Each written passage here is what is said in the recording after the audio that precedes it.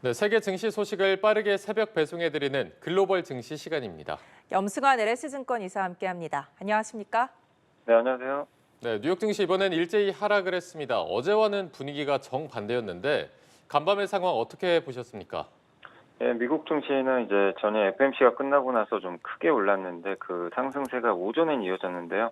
오후에는 좀 힘이 빠지면서 소폭 약세로 마감했습니다. 그래도 이제 기존의 그 주식시장을 보면 뭐 하루에 1%또 다음날 1% 빠지고 뭐 왔다 갔다 하는 모습들이 좀 많이 나왔는데 오늘은 뭐 비록 좀 빠지긴 했어도 최근 들어서는 좀 가장 안정적인 좀 시장 모습을 좀 보였고 또 그렇게 말씀드린 이유가 빅테크들의 주가 변동폭이 뭐 심지어 하루에는 뭐 4, 5%씩 이렇게 변동하는 모습들이 나왔는데 오늘은 대부분 뭐 강보합, 약보합권에 좀 끝났기 때문에 어떻게 보면 좀 밋밋할 수 있지만 또 한편으로 보면은 굉장히 좀 안정감을 좀 찾고 있다라고 좀 보시면 좋겠고 그리고 이제 많은 뭐 시장 참가자들이 이제 미국에서도 결국 4월 2일을 좀 기다리고 있는 것 같아요. 4월 2일 이제 트럼프 대통령의 상호관세 이제 부과일이다 보니까 많은 이제 애널리스트나 이런 분들이 그때까지는 아마 뭐 시장 참가자들이 좀 관망하지 않겠나. 그리고 실제 전략으로도 뭐 방망이를 좀 짧게 잡고 이렇게 홈런을 칠 생각보다는 일단 4월 2일까지는 좀 지켜보자는 그런 의견들이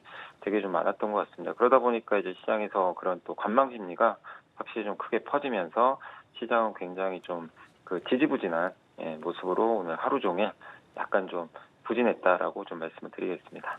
예, 연준이 기준금리를 동결하면서 연내 2회 금리 인하 기대감에 힘입어서 올랐던 증시가 하루 만에 약세로 방향을 틀었는데요. 엔비디아와 테슬라는 이틀 연속 좋은 흐름을 보였습니다. 주요 종목별 소식도 들려주시죠. 네, 사실 오늘 뭐 장중에는 좀 일부 좀 빠지는 모습도 나왔지만 일단 오랜만에 또 테슬라가 지금 최근에 조금 이제 안정세를 좀 찾아가고 있는데 오늘도 뭐 장중엔 좀 빠졌었다가 이제 막판에 조금 반등하면서 플러스 0.17%로 테슬라가 좀 마감을 했고요. 뚜렷한 뭐 이슈는 없었지만 일단 파이퍼 샌들러에서 목표 주가를 조금 낮추긴 했습니다. 그래도 이제 투자 의견은 좀 비중 확대를 유지를 해줬고 엔비디아는 장중에 좀 비교적 크게 오르다가 약간 좀 밀리는 모습은 나오긴 했는데 0.86% 정도 상승했고요.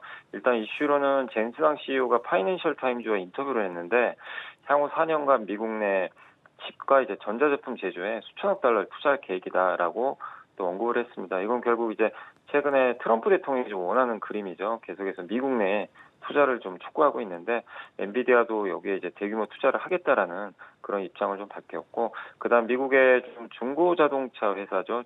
중고 자동차 이제 유통업체로 알려진 카바나가 파이퍼 샌들러에서 일단 굉장히 좀 긍정적인 좀 보고서를 내면서 한 5% 올랐고요. 그리고 오늘 이제 국내 증시에 큰 영향을 미칠 그 마이크론 세계 3위 메모리 반도체 회사가 방금 실적 발표를 했는데 일단 정규장에서는 좀 강보합이 끝났지만 시간외에서는 한 3% 이상 오르고 있습니다. 예상보다 좋은 점 실적을 내줬고 좀 긍정적인 좀 전망을 내놓으면서 오늘 이 부분이 또 삼성전자나 하이닉스 주가에 어떻게 영향을 줄지 한번 좀 지켜보시면 좋겠습니다. 네.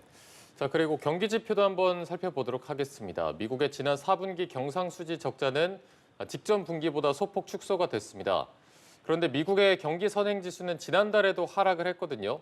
어떻게 보면 긍정과 부정의 지표가 혼재된 상황인데 앞으로의 시장 어떻게 봐야 되겠습니까? 이제 근데 사실 이제 최근에 조금 이제 말씀드리고 싶은 거는 경제 지표가 많이 좀 왜곡되는 모습은 좀 많이 나오거든요. 왜냐하면 이제 관세 때문에 이런 무역 수지나 이런 것들도 일시적으로 이제 먼저 사재기를 했다가 그 수요가 또 빠져서 수입이 좀 주는 경우들도 발생하기 때문에 우리가 그 4월 2일 날 상호관세 부과 이후로 좀 추세적인 부분을 좀 확인은 한번 해볼 필요가 있지 않나 저는 좀 그렇게 보여지고 또 경기선행지수 같은 경우는 거기에 이제 주가지수가 좀 들어가거든요. 그러다 보니까 아마 최근에 뭐 아시겠지만 지금 미국 경기의 그 현재를 나타내는 데이터는 괜찮아요. 근데 이제 미래를 나타내는 뭐 심리 지표나 이런 선행지수는 별로 안 좋거든요.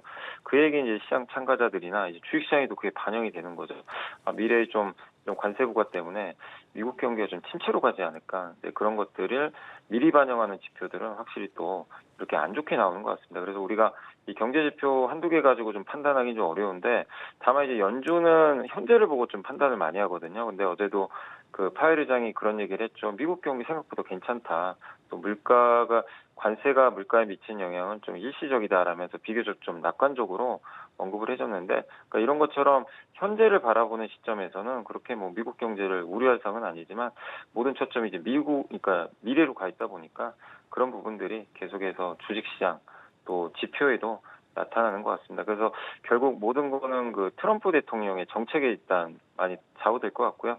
결국 4월 2일 날 상호 관세가 사실 어떻게 부과될지 지금 아무도 알 수가 없거든요. 어떤 국가는 부과 안 하겠다. 어떤 국가는 좀 강하게 부과하겠다. 이렇게 또 얘기를 해놨기 때문에 그게 기준점이 좀 잡혀야 뭐 주식시장이나 경제 지표도 좀 방향성이 나오지 않을까라고 생각을 하고 있습니다. 예, 오늘 글로벌 증시 여기서 마무리하겠습니다. 지금까지 염승환 LS증권 이사와 함께했습니다. 말씀 고맙습니다. 고맙습니다. 네, 감사합니다.